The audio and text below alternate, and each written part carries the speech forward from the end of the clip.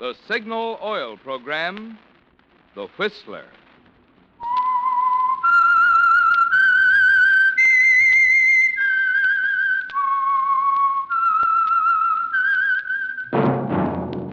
That whistle is your signal for the Signal Oil Program, The Whistler.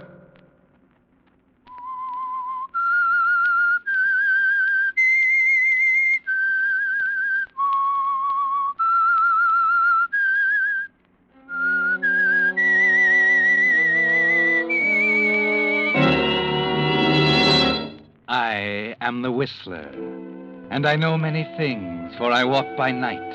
I know many strange tales hidden in the hearts of men and women who have stepped into the shadows. Yes, I know the nameless terrors of which they dare not speak.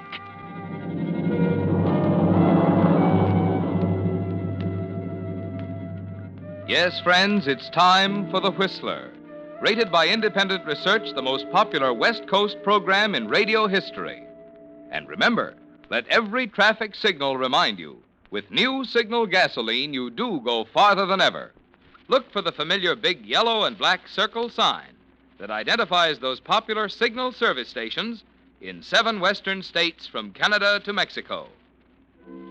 And now the Whistler's strange story, The Trigger Man.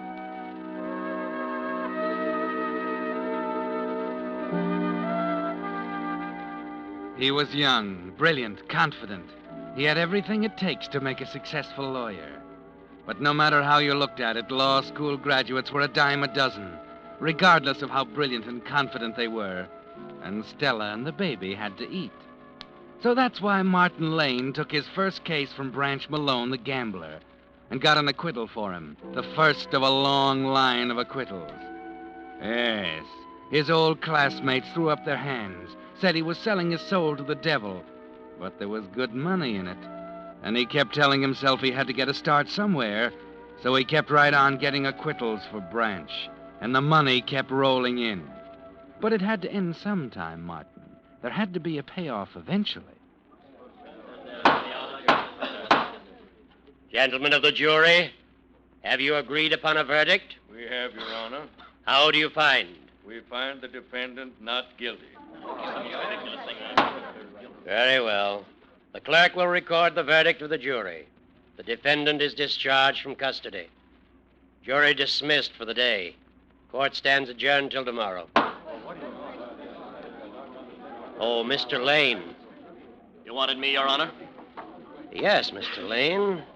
I wanted to compliment you on the way you handled the case. Well, I did my best, Your Honor. It was more than enough. Is that all, sir? Mr. Lane, I know it isn't any business of mine. What's that? There's something I'd like to caution you about. Oh? I don't like to see a clean-cut young fellow like you getting mixed up regularly with an out-and-out criminal like Branch Malone. I appreciate your interest in me, Your Honor, but I'm afraid I'm... You're not impressed. Is that it? You've got what it takes, Mr. Lane, but I've seen it happen time and again. A boy gets a start, wants to go places, gets mixed up with a criminal crowd, and it's all over. Is that all, Your Honor? Yes, Lane, that's all. Very well. Good day. Good day. Hello, Lane. Oh, hello, Lieutenant. Congratulations. Thanks. You know, sometimes I'm sorry I'm on the force. Yeah? Yeah, fussing around with the small stuff like homicides when I could be doing some great work like you are. Upholding the right, rushing to defend poor innocent little guys like Branch Malone. Well, there seems to be lecture day at the Hall of Justice. Justice? You can buy and sell it like a sack of potatoes. You better run along, Radigan. I've got an appointment. Yeah, I saw him. Malone the Mighty. He's waiting outside with your payoff. Okay, Radigan. Just a minute, Martin. I got a tip for you about cops. Don't give us the brush off because one of these days you're going to need us. Guys who play bang-bang with the big boys usually do. Suppose we make that our little thought for the day. All right, Martin. It's all right.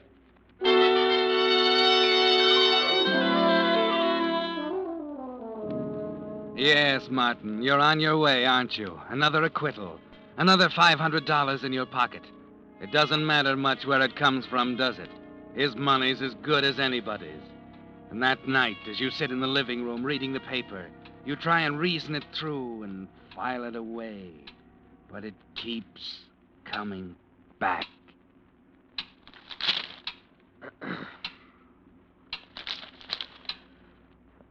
Stella, Yes, Martin? is anything wrong? No. I thought something might be bothering you. No, there's nothing, Martin. I thought you'd be happy about the case and everything. We can buy that dining room set now. Yes, we can. It was an easy case. $500 for an afternoon's work. It's not bad. No, not bad. There's nothing to it. State's evidence was insufficient. One of their witnesses didn't show up. Same as the time before. Yeah. And they found the witness at the bottom of the river 3 days later. Well, I can't help that. No, I suppose you can't. Well, Stella, you're not suggesting I drop him, are you? For years I've sweated and struggled trying to make enough for you and Susan. It's my business to defend him. A lawyer isn't a criminal just because he defends a criminal. That's right, isn't it? You're defending yourself now, aren't you? Oh, now, wait a minute. I'm not going through that again. I've told you 100 times. I'll get it. Hello? Oh, yes, Branch. What's up? Oh, gee, that's tough. Sure, I'll be glad to. Uh-huh. Sure, I'll do it right away. What does he want now? He wants me to meet a friend of his and rush him home. His boy was just run over. Oh, how terrible. Branch isn't so good at this sort of thing. He wants me to tell the fella and take him home. That's funny. Don't worry, darling. You've just got the jitters. I'll be right back.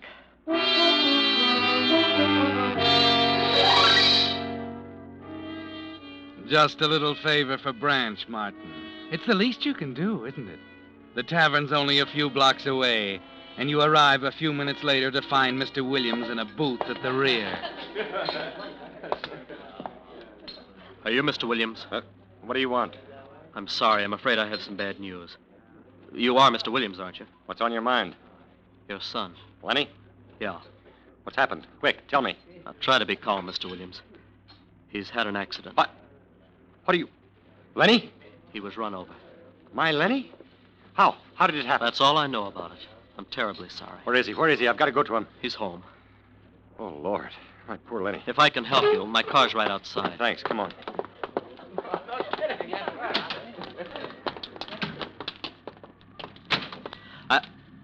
Branch, what are you doing here?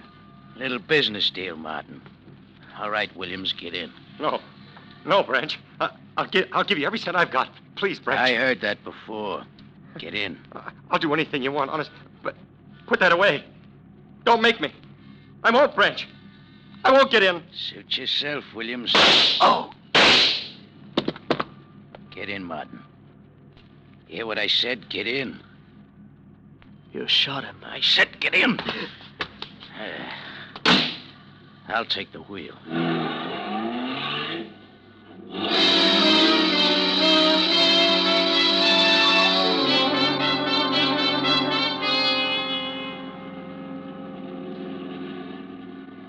You're sitting kind of quiet for a lawyer.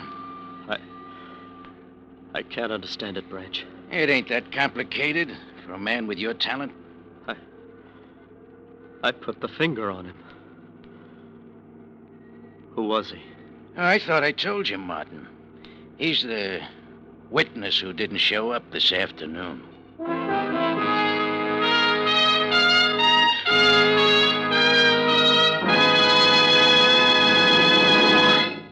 With the prologue of The Trigger Man, the Signal Oil Company brings you another strange tale by The Whistler.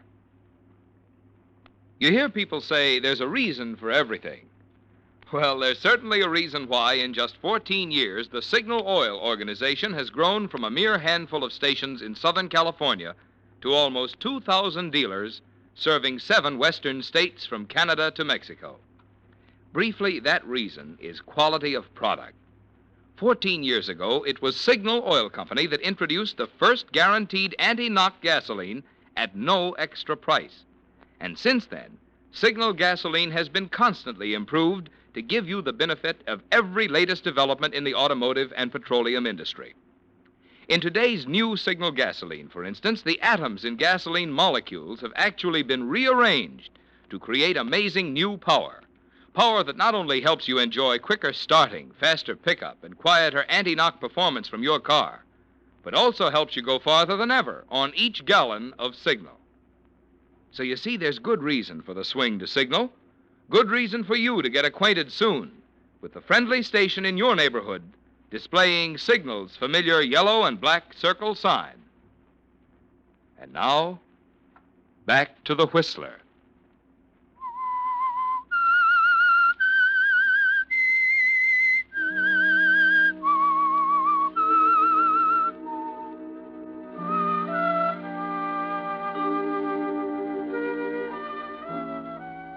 Well, Martin, you've discovered something, haven't you? The judge in Radigan.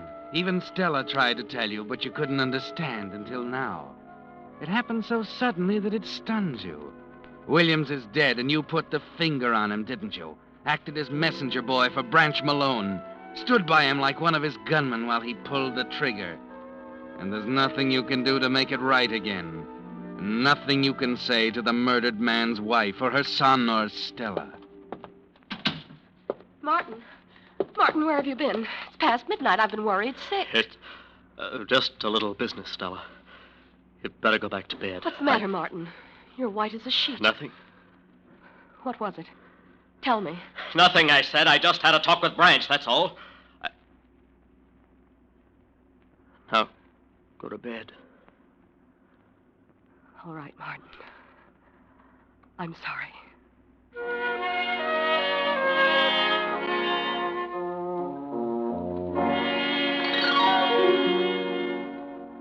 There's only one thing to do now, isn't there, Martin? You're walking down a one-way street, and there's no way to turn back.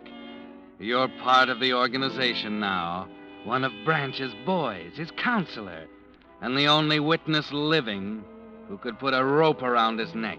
And you know exactly how Branch feels about that kind of a witness. So there's nothing to do but keep your mouth shut and hope for the best. You can't face Stella the next morning at the breakfast table. So you leave the house before she wakes and go down to the office. No one's there. You try and concentrate on your work, but it's no use. Go down to the coffee shop and try to eat, but you're not hungry. Walk in the park for a while, over to the library. You can't get your mind off of it, can you? Finally, at 11 o'clock, you returned and find your secretary waiting. I've been trying to get you all morning, Mr. Lane. There was a call from Mr. Malone. What? When? About an hour ago. He wants you to see him. All right. Where, at his club? At the Hall of Justice. He was booked this morning on suspicion of murder.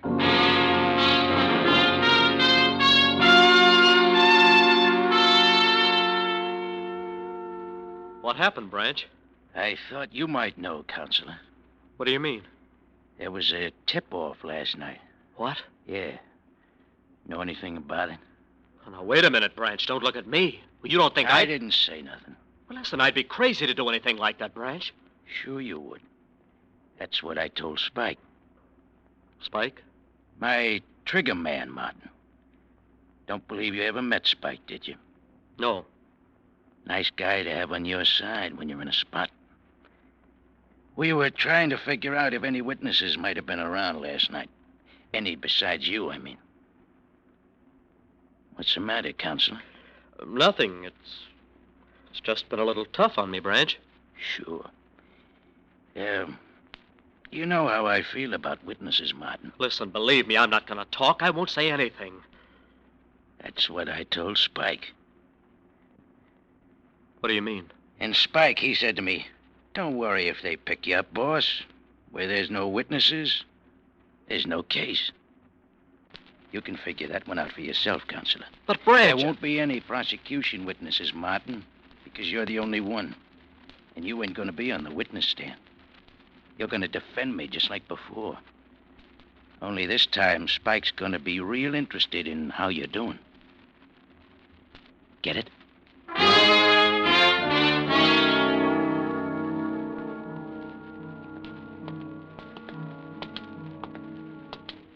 Lane. Oh, it's you, Radigan. Didn't mean to scare you like that, Martin. A little jumpy, aren't you? What do you want?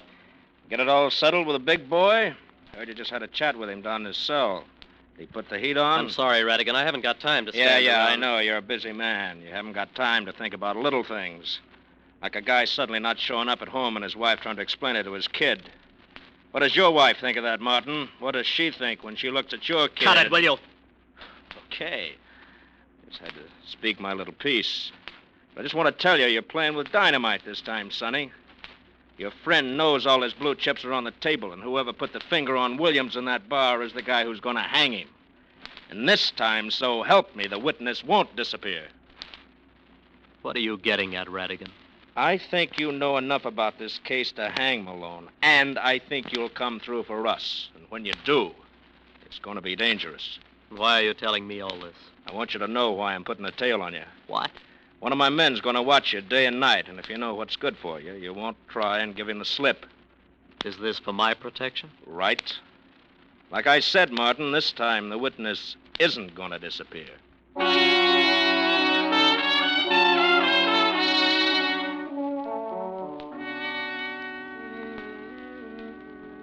That puts it up to you, doesn't it, Martin? You can take your choice. Go along with Branch and toss the rest of your life into the ash can. Or tell what you know and face Spike later in a dark alley somewhere. Spike will be there, too, won't he, Martin? And you won't have a chance, because you don't know him from Adam. All you know is that he's never missed yet. That when Branch gives him the order, the witness disappears. You can't eat, you can't sleep. And worst of all, you can't explain to Stella. Martin, Yes? what are you going to do? Oh, will you forget it, Stella? He's my client. I've got to defend him. Do you? Of course I do. Why, Martin, you know he's guilty. Why must you involve yourself in it further? You've got a right to turn him down. He doesn't own Stella, you. please, will you let me alone? You're an accomplice. If you defend him, you're as guilty as he is. Where are you going? Out.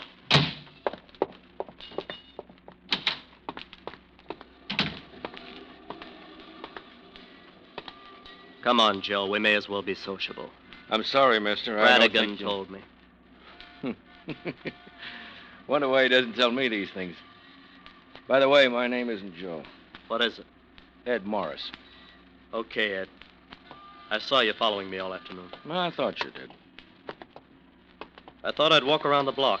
That is, if you don't mind. Why not? Your boss would get a bang out of this, I suppose. Walking around together this way. He just said to keep an eye on you. He didn't care how. Is that all he said? That's all.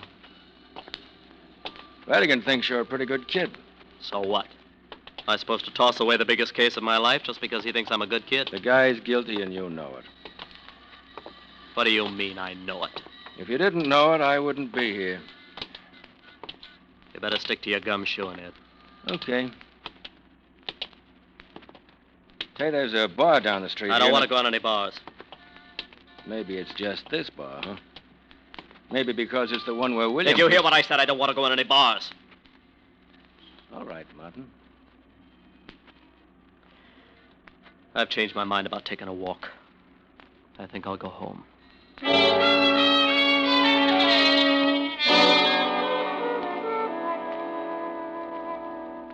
Yes, Martin, you're on a one-way street, a blind alley. There's no way to turn now, and there's a blank wall at the end. You've got to take the case.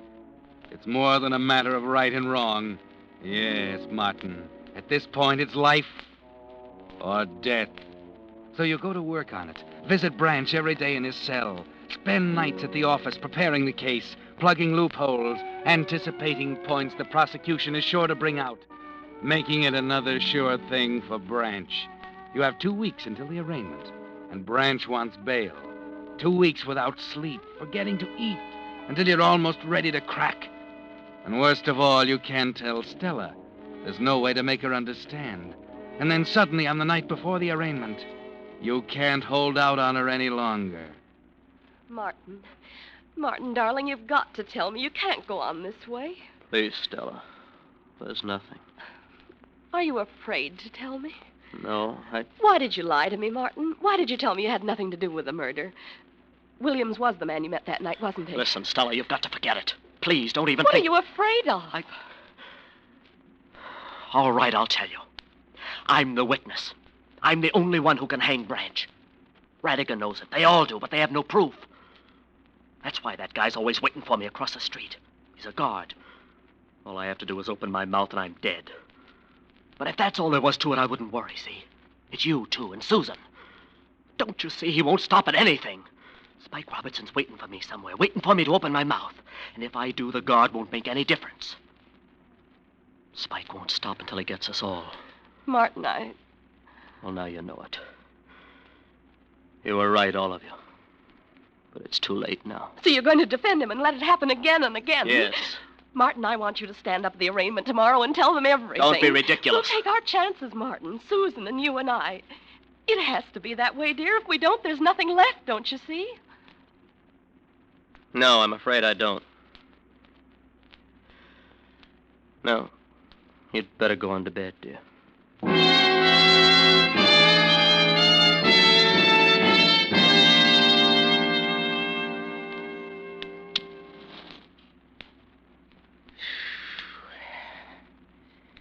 Yeah, you and me are going to do big things together, Martin.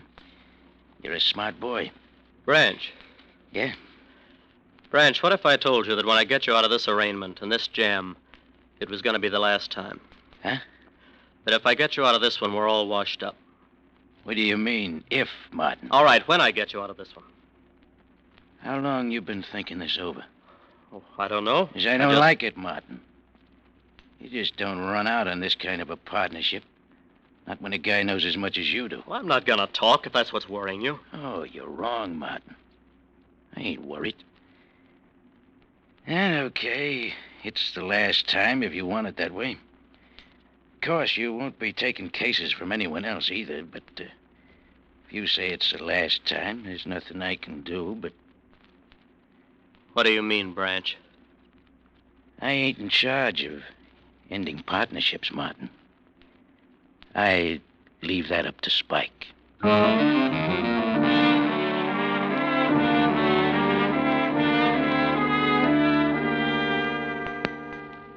So you go into the courtroom, Martin, and half-lit prosecution as you think about the one-way street with Spike waiting at the end.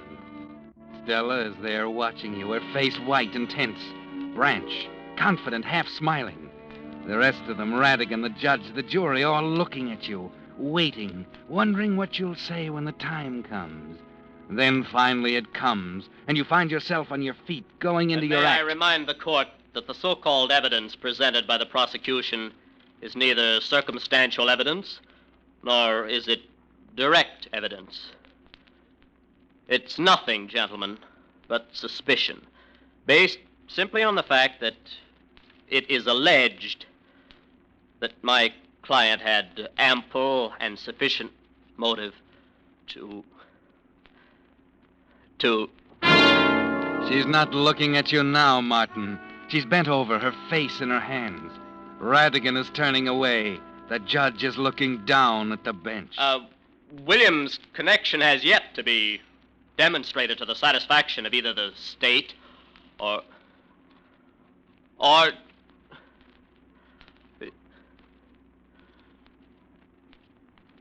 I can't go on, Your Honor. I ask that the court disqualify me as counsel for the defense and offer myself as principal witness for the prosecution. Martin. Oh, Martin, darling. I knew you'd do it, kid. I knew it. Thanks, Radigan. Thanks.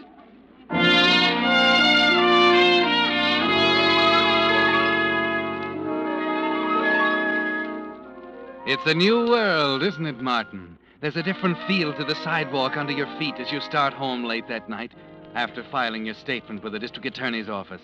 The streets are bare and deserted. Just you and Ed Morris, Radigan's guard. Well, I missed you when I left the courthouse, Ed. I was there, don't worry. Well, looks like you've got a job on your hands now. I'm ready. That was quite a thing you pulled.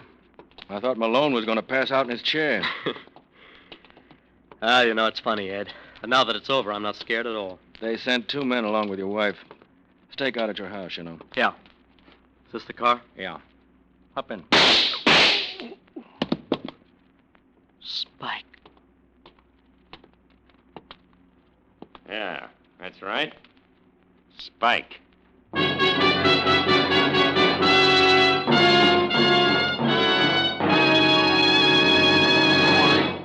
The Whistler will return in just a moment with a strange ending of tonight's story. Meantime, a question. How much longer will your car last? Well, the answer to that question depends pretty much on the care your car gets. That's why the extra care of Signal double-check lubrication is really more important to you now than ever before. You see, when your Signal dealer lubricates your car, in order to make doubly sure that not a single part can be missed, he uses the famous Signal check chart, on which the maker of your car shows every lubrication point.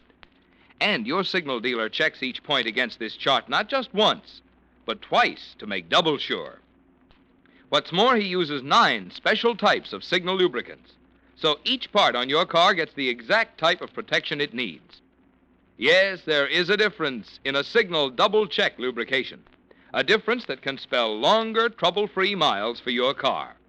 If it's been 1,000 miles or 2 months since last lubrication, there's no better life assurance you can give your car than to drive into one of the friendly stations displaying Signal's yellow and black circle sign for a Signal double-check lubrication. And now, back to the Whistler.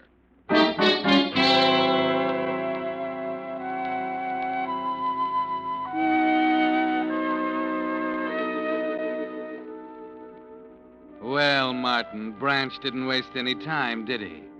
2 shots, and your guard lies dead at your feet.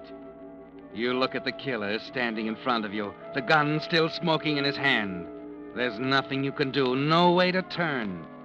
10, maybe 15 minutes left to live. Long enough for him to take you to a lonely spot on the highway and make another witness disappear. Then, strangely, you find yourself thinking of the deposition, safe in the district attorney's office. And, stranger still, you discover you still aren't afraid. No use checking him. He's dead. Yeah. I don't miss very often. Oh, what do we do now? Well, maybe we better get in the car and hustle him over to the morgue. What are you talking about? That's what we usually do with the stiffs. I don't get it, Spike. Spike? Yeah? You know Radigan was putting a tail on you, didn't you? Well, sure I did, but... That's me, Stanley, DA's office. The guy in the gutter you've been palling around with for 2 weeks is Spike.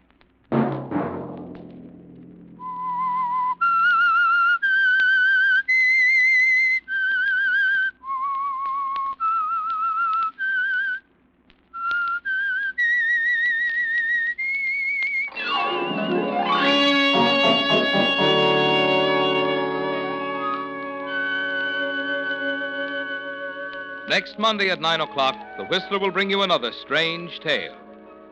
The Whistler is broadcast for your entertainment by the marketers of Signal gasoline and motor oil and fine quality automotive accessories, and by your neighborhood Signal dealer. This program, produced by George W. Allen, written by Harold Swanton from an idea by Robert and Beatrice Gruskin, music by Wilbur Hatch, is transmitted to our troops overseas by the Armed Forces Radio Service.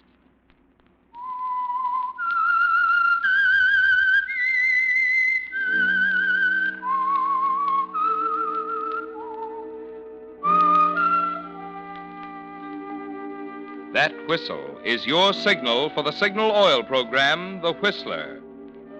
This is Marvin Miller speaking, reminding you to look for those familiar yellow and black circle signs that identify those popular Signal oil stations in 7 western states from Canada to Mexico.